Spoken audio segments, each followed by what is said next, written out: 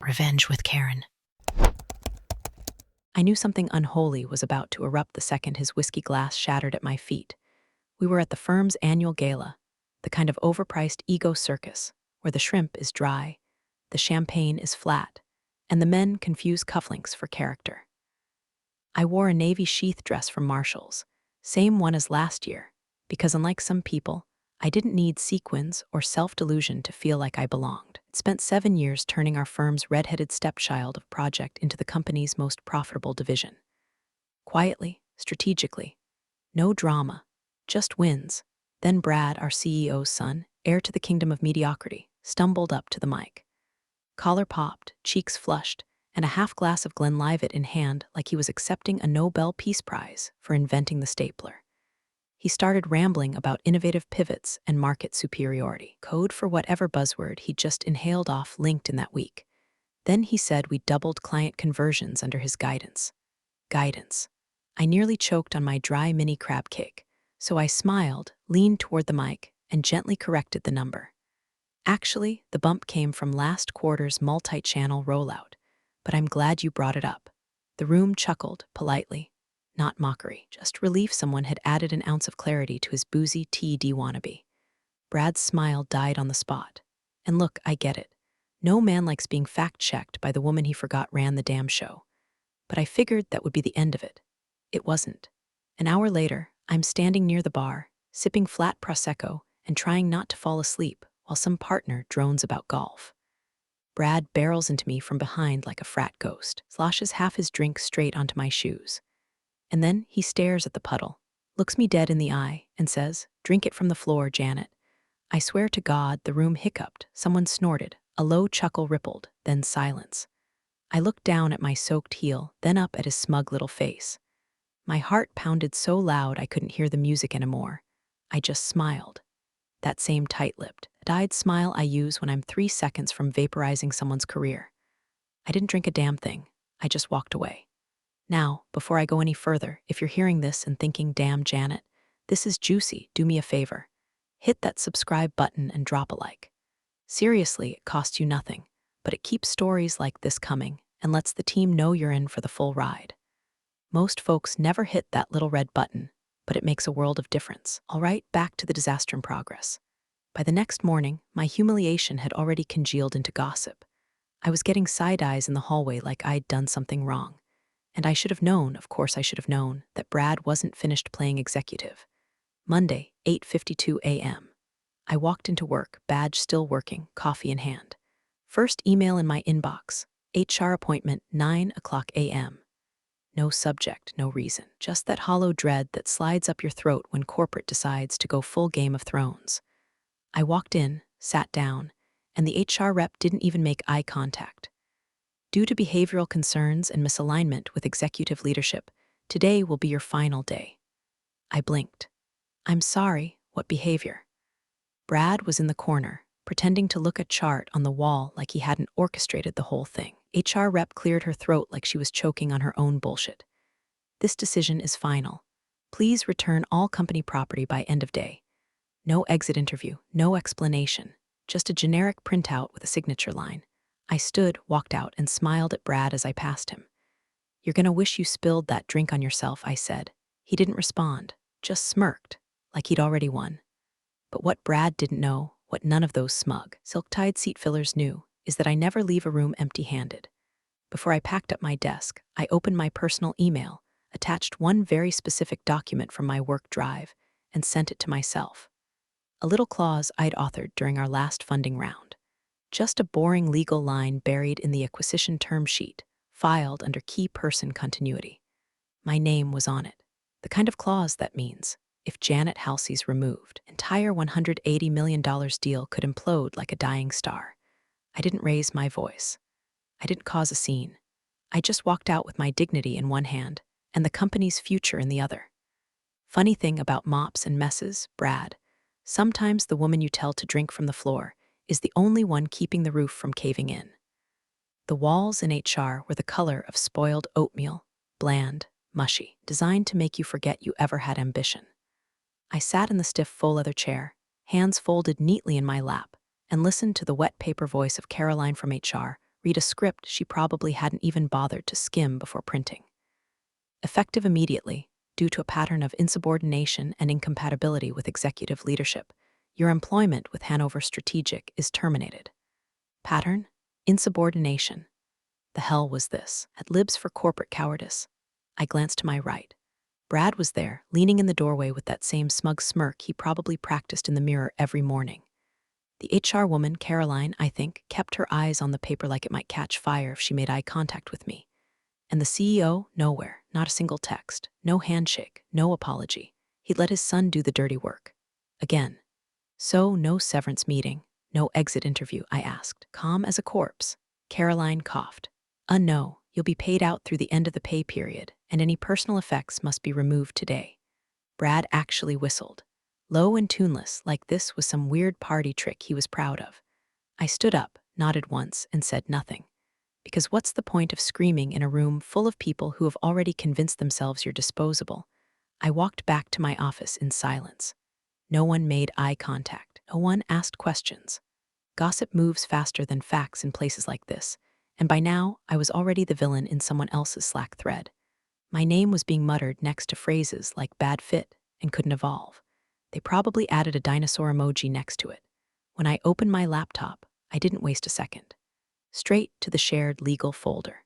Buried under Acquisition 2024 Phase 2 Draft Final V7, there it was. Continuity Clause Key Personnel. Internal only, I clicked it open.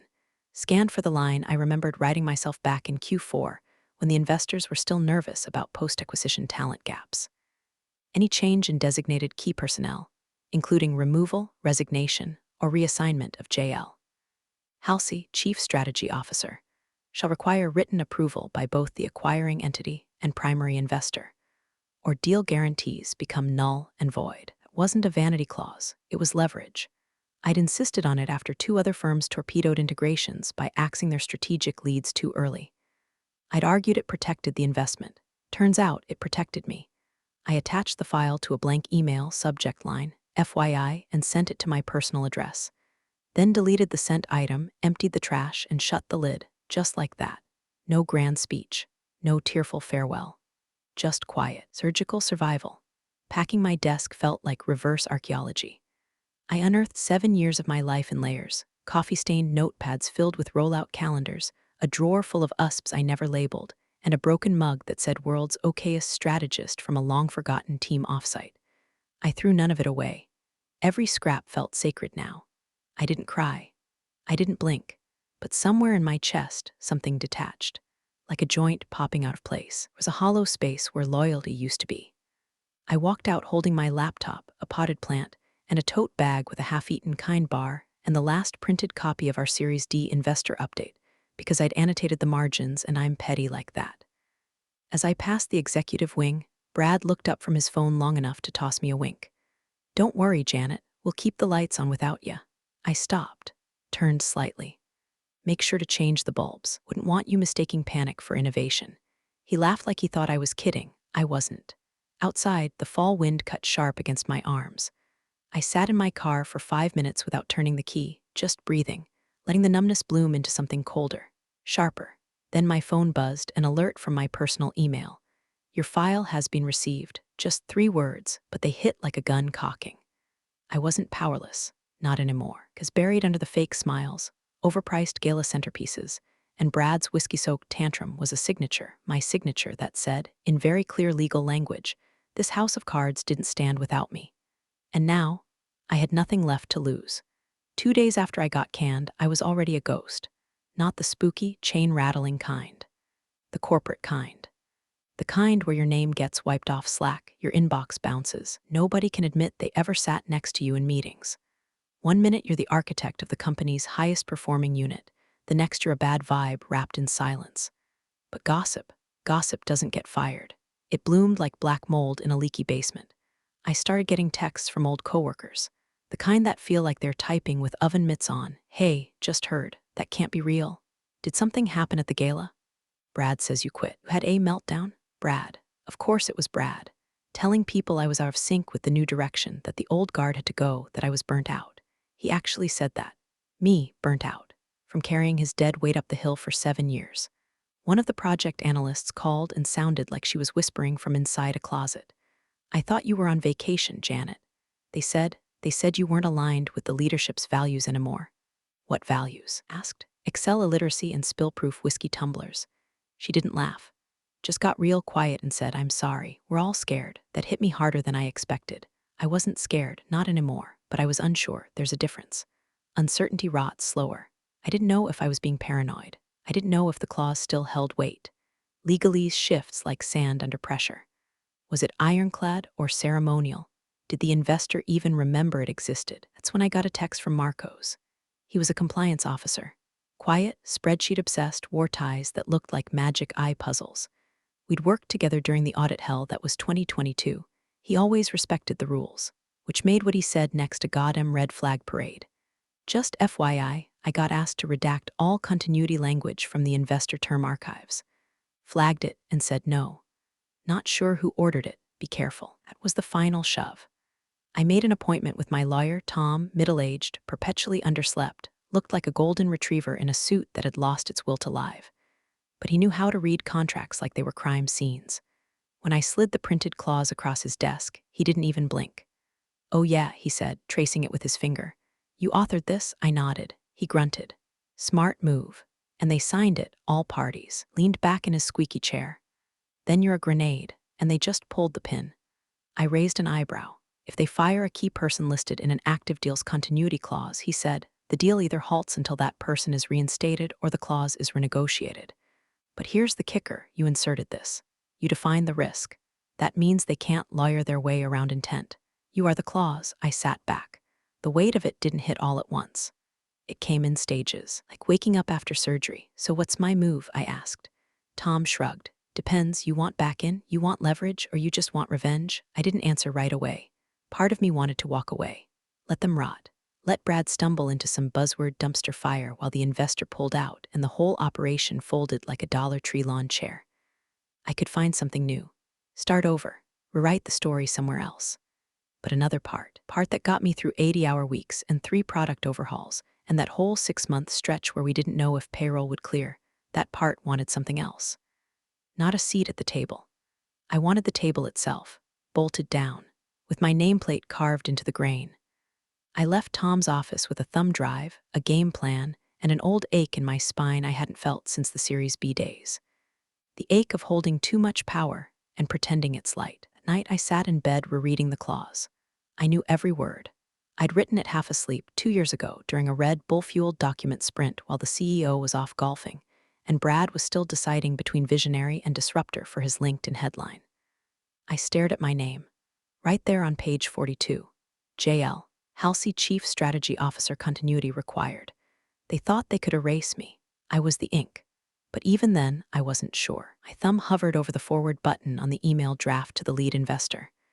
I could still walk away. Let it all go. Instead, I closed the laptop and whispered to the dark. They wanted a clean slate? Let's see how dirty it gets first. The email took 17 seconds to write. I timed it. Subject, Clause 12B, Key Person Continuity Body. Per our prior agreement dated June 14, 2023, see attached for relevant continuity language related to current personnel status. No further comment at this time. Attachment, the PDF, signed and watermarked with my initials glowing in the corner like a middle finger dipped in ink. I didn't CC anyone, no flair, no dramatic preamble, just the kind of quiet, lethal email that lands in an investor's inbox like a court summons wearing heels. And then I hit send. What followed was nothing. No reply, not even a bounce. Just the haunting little notification from Gmail. Your email was read at 9:16 p.m. Read, not responded to, which meant the fire was lit, but I wasn't going to get to see who burned first. I closed the laptop and poured myself a glass of wine, cheap, boxed, and colder than my heart. I wasn't pacing. I wasn't refreshing. I knew better than to chase the ripples once the stones already hit the lake. But God, silence, the kind that presses against your eardrums and makes you wonder if maybe you were just a replaceable cog in a machine built by smug men in loafers who couldn't code, strategize, or spell synergy without autocorrect. I slept 4 hours that night, dreamt of spilled whiskey and red Sharpie pens circling my name on a giant whiteboard that just said risk across the top. I woke up sweating, laughing, weirdly. The next morning, I made eggs, took a walk, watered my one surviving plant.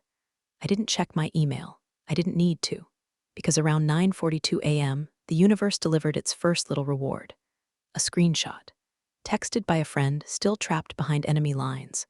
Brad in Slack. New leadership energy is exactly what we needed. Looking forward to an exciting chapter at Hanover.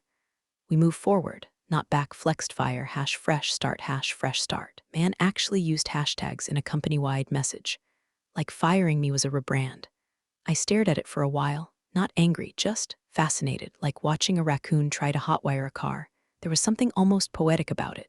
This was Brad's victory lap, barefoot, blindfolded, and whistling into traffic.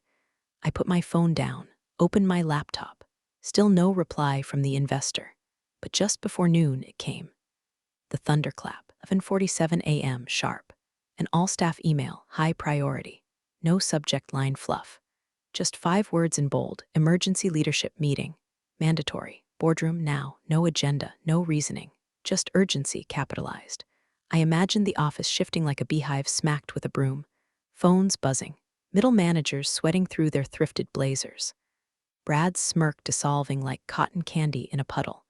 They hadn't called it a town hall or strategy sync. No HR-approved euphemisms. This was a scramble, a panic disguised in Times New Roman. I didn't reply. I wasn't on the payroll anymore. Instead, I opened a blank note and wrote a title at the top, The Price of Arrogance. Then I scrolled social media, made another coffee, and sat by the window like a woman watching her old house catch fire, while knowing damn well the insurance policy was in her name. I didn't need to show up. Already had. The boardroom reeked of panic, cologne, and too many opinions in too tight a space. The lead investor, Charles Emmerich, a man with the facial expression of someone who's been tolerating incompetence since the Reagan era, stood at the head of the table. He wasn't yelling. That would have been a mercy. He was doing something far worse, reading aloud. In his hands was the investor term sheet. Not a printout, not a summary. The real thing with the embossed footer, watermarked signatures, and the yellow post-it I'd attached back in 2023 that simply read, "Don't forget Clause 12B.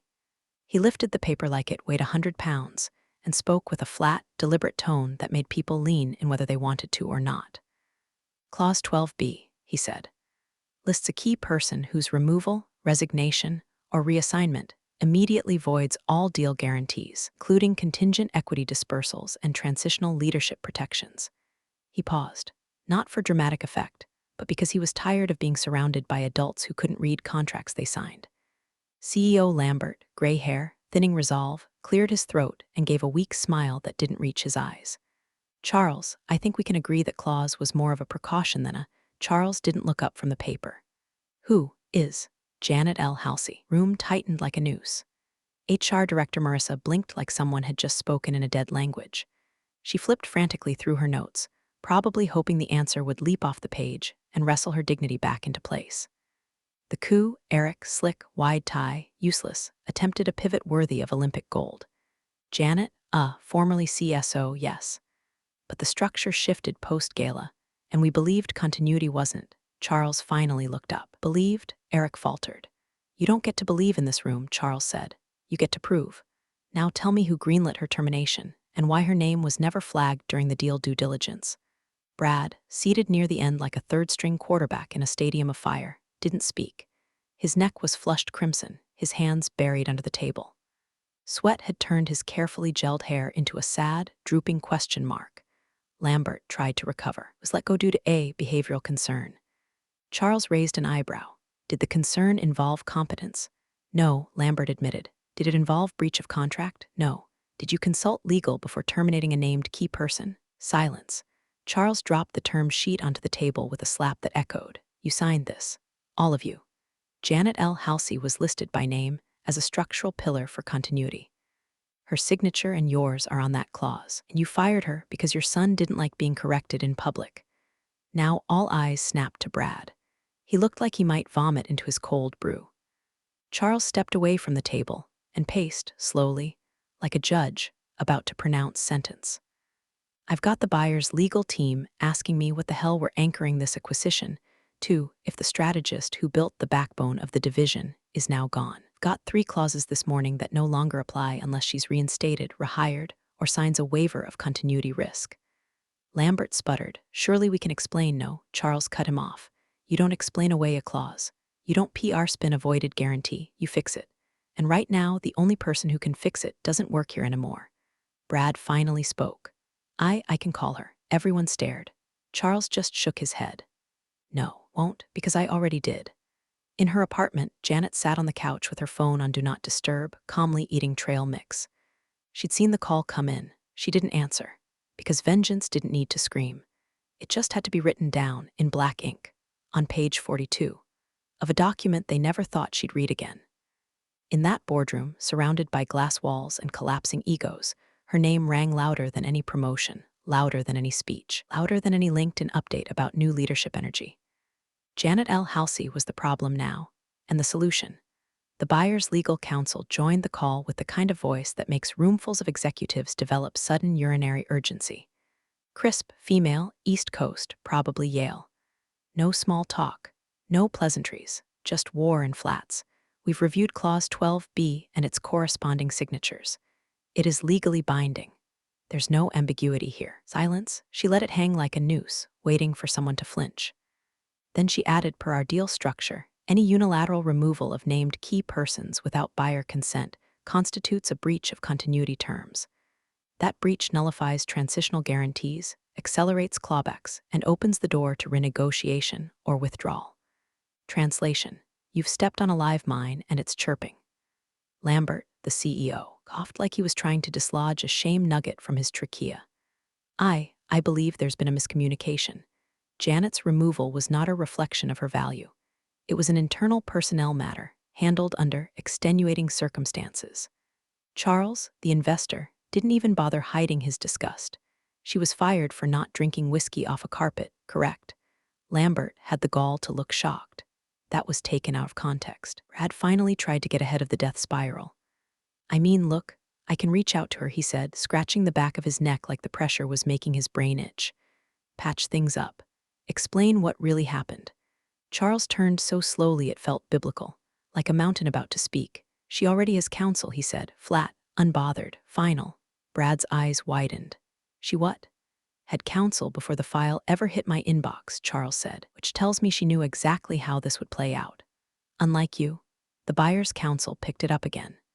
At this stage, we will pause all forward progress on the acquisition until the issue is resolved. That includes escrow releases, advisory shares, and interim access rights. Should the key person decline to re-engage in an acceptable capacity, we reserve the right to fully renegotiate the offer. Eric, the coup, jumped in with the desperation of a drowning man grabbing a hunk of driftwood shaped like denial.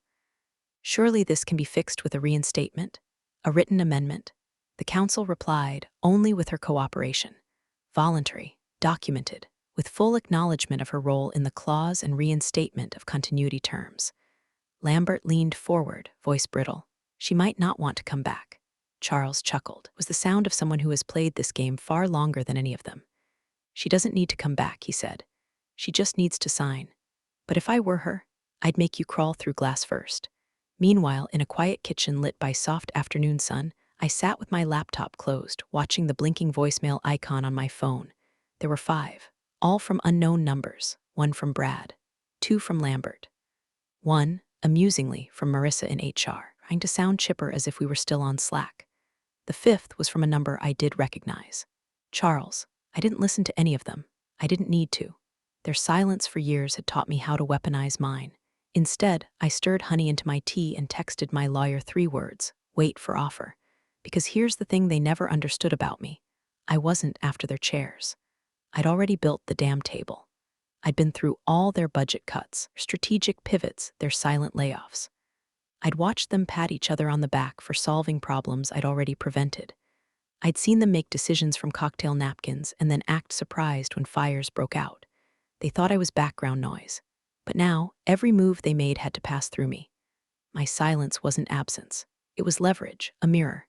And what they saw in it was themselves, smaller, panicking, exposed. Let them stew. Had all the time in the world.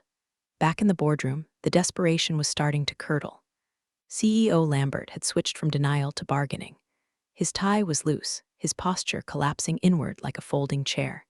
He was trying to resurrect his authority, one legal technicality at a time, grasping for straws like they were oxygen masks. "Look," he said, voice pitching into something between a whine and a plea. "We all understand the clause references Janet. That doesn't necessarily mean she has final say. These documents, some of them, are standard templates. Legal language we recycle across deals. It's boilerplate, not ownership." Charles didn't blink. He just nodded toward the general counsel, Angela, a woman who had built her entire career around saying devastating things with perfect diction and zero emotion. Angela flipped open a red-marked binder, paged to the flagged section. "Read aloud in front of the whole board. Clause 12B. In the event of removal, resignation, or reassignment of any individual designated a key person, written acknowledgement of said transition must be submitted by the originally named signatory. In this case, said signatory is J.L. Halsey, then Chief Strategy Officer." She closed the binder with a click that sounded like a mousetrap snapping shut. Charles leaned forward slowly, elbows on the polished table, and looked straight at Lambert. "Unless she signs off," he said, calm as a Sunday sermon, "we don't close. No capital, no performance shares, no accelerated vesting, no goddamn bonuses, you understand me?" Lambert opened his mouth, then closed it, then turned robotically toward Brad. "What exactly did you say to her?" It wasn't a question. It was an execution order. Brad fidgeted like a teen caught with a vape pen in Sunday school. He avoided eye contact, cleared his throat, swallowed so hard it echoed. I don't know," he mumbled. "You don't know?" Lambert repeated like the phrase tasted rotten.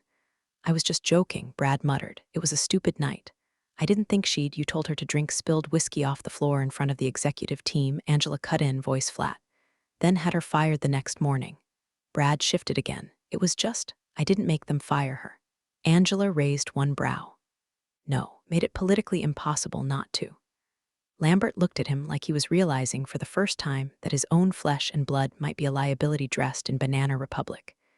"You used to think she was the only person holding this place together," Lambert said, more to himself than anyone else. "She was," Charles added. "She is." Brad finally snapped, defensive and sulky. "Well, maybe if she just played along." "What?" Charles cut him off, voice low but ice cold. "Played along with being publicly humiliated. With being erased from the business she built so you could pretend your last name was a resume." The room went still. Nobody spoke. Angela closed her binder again, gently this time. "We need her signature. Not yours, not your father's, hers." Lambert rubbed his eyes like the shame was made of sandpaper. "She won't come back. She doesn't have to," Charles said, standing. "She just has to agree on her terms. And frankly, were her, I wouldn't even return your calls." At that moment, Brad finally grasped the size of the crater he'd stomped into the middle of his inheritance. The quiet, the leverage, the absolute control Janet now held without stepping one foot into that room. She hadn't raised her voice. She hadn't sent a single threatening email. She hadn't begged or pleaded or argued. She just waited. Now every eye in that room saw her not as background noise, but as the foundation. She wasn't a signature. She was the deal, and all they had left was the privilege of asking. From her kitchen, Janet refreshed her inbox once and saw what she expected. Subject, request for discussion, deal continuity resolution. She didn't open it. She just smiled, leaned back in her chair, and whispered to no one in particular, "Your move." The first formal request arrived at 8:02 a.m. sharp. Subject line, request for reinstatement and continuity clarification, urgent from Charles Emmerich himself. Direct, professional, surgical. It included phrases like critical path alignment, resolution framework, and immediate goodwill repair. At the bottom was a sentence he hadn't bothered dressing up in legalese. "We'd welcome the opportunity to speak directly, at your discretion, regarding next steps for continuity and value preservation." I read it once, closed it, and walked my dog. When I came back, my lawyer, Tom, golden retriever in a Brooks Brothers suit, had already replied for me. "Miss Halsey appreciates your outreach. She is open to discussing the terms of future cooperation. Reinstatement is not under consideration." There was no anger in the message, no heat, just stone. The kind of cold professionalism that makes billion-dollar men break out in stress rashes. Within the hour, Lambert tried his own version of an olive branch. A voicemail left at 9:17 a.m. His voice sounded like warm milk left out overnight. "Hi, Janet. I'd appreciate a chance to speak privately, just you and me, off the record, clear the air. Let's find a path forward that honors what you've built. He sounded tired, smaller, like someone forced to admit the steering wheel had been fake all along. I didn't call back. Thing about private calls is they're for people trying to rewrite history without witnesses. And I'd had enough of invisible credit and hidden apologies. Let the board squirm together. By 11:30 a.m., I was the agenda. A new emergency meeting had been called. Not about restructuring, not about market shifts, just me.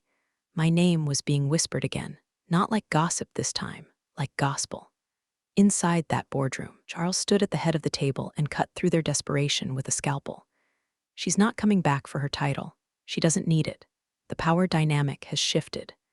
Lambert, rubbing the bridge of his nose, asked what everyone else was too afraid to say aloud. So what will it take? Angela, legal counsel, ran a finger down a yellow legal pad. Best case scenario. Draft a consulting agreement that gives her decision-making authority over strategic operations through the transition period. No subordination, no rebranding, and we call her founder emeritus or strategic steward, something ceremonial enough for optics but heavy enough to anchor the clause. Brad, hunched at the far end of the table, muttered, "She's not going to want to talk to me." Charles didn't look at him. Correct. Then, Angela added, "If we want any shot of getting her signature before the deal implodes, we better let her name her price." It wasn't just about Janet returning. It was about her choosing to. That distinction now cost millions. Because without her sign-off, without that clause being satisfied, the acquisition, and every perk these people had been salivating over, was ash in the wind. They couldn't just ask her back. They had to make an offering. Meanwhile, I sat on my porch in a hoodie and jeans, sipping coffee and watching leaves turn over in the breeze. I wasn't worried. I wasn't pacing. My phone buzzed twice with follow-up emails. I let them sit. Because the part they still didn't grasp, the part that made this even more delicious, was that I wasn't after payback. That would have been too easy. What I wanted was proof. Proof that I'd been the bones, not the skin. The blueprint, not the decoration. The one thing they couldn't replace, couldn't spin. Gaslight out of the room. And now, they were drafting whole new roles just to give me the illusion of coming back. But they all knew I never left. I just let the air clear so they could smell the rot they'd been breathing for years. And now they'd do anything, to keep me from walking away for good. The boardroom was already mid-collapse when I opened the door. 12 men and women in tailored suits, frozen like mannequins, caught mid-prayer. Charles stood near the screen where a giant PDF of the term sheet, Clause 12B, highlighted in gold, glowed like a holy scripture nobody had believed in until it started answering prayers. Angela sat off to the side, arms crossed, a pen hovering above a legal pad like she was waiting to document the first person dumb enough to speak. I didn't knock. I didn't ask for a seat. I just walked in. The sound of my heels, low, practical, echoing with surgical clarity, was the only noise in the room. I didn't sit. I didn't smile. I didn't need to. Charles was the first to speak, not in greeting, not even to me. He turned to the room, pointed down at the clause, and said, "Who is this person this entire deal hinges on?" Silence. Lambert, the CEO, looked down at the contract like it had just become sentient and started judging him. His mouth opened once. Then again. Nothing came out but the ghost of authority. Then he looked at Brad. Brad, poor, pink-necked Brad, looked like someone had stapled his tongue to the roof of his mouth. He opened his mouth, closed it, opened it again like a fish trying to remember how water works. That was the moment, that right there. When the silence wasn't awkward, it was mine, so I filled it with exactly 7 words. Let's discuss revised terms. My way, no flair, no venom. No pitch-perfect monologue. As truth clean as glass. Angela clicked her pen. Lambert swallowed like he was trying to digest his spine. Brad finally reached for his water glass, but his hand was shaking, subtle but unmistakable. A tremor born from the realization that the girl he mocked in public was now deciding whether he got to keep his job, his equity, or his dignity. Charles didn't say a word. He just stepped aside and let me walk to the table.